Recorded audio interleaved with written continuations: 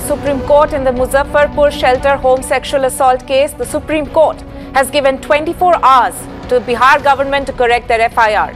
Charges under Section 377 IPC POCSO Act are also not there in the F.I.R. The Supreme Court notes that the F.I.R. had no mention of TIS's report on physical and sexual abuse of boys and girls in shelter homes. I'm joined by my colleague Meenakshi Bhanja over the phone line. Meenakshi, please take us through some of the key observations made by Supreme Court today.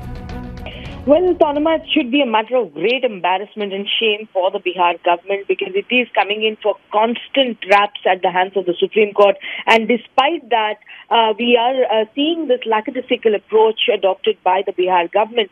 And today, again, the Supreme Court has slammed the Bihar government, calling its action unacceptable as some of the children in the shelter home were victimized.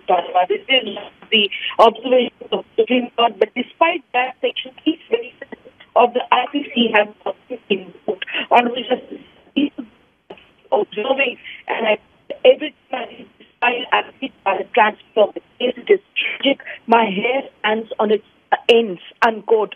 So essentially the Supreme Court making the argument, or rather slamming the Bihar government as to why when such horror and horrific instances have emerged from this particular case, and despite the Supreme Court's constant monitoring, has there now emerged this particular flaw in the F.I.R., which now Bihar government says it will correct. Matter is going to be taken up tomorrow, sometime after 2 in the afternoon, Tanuma.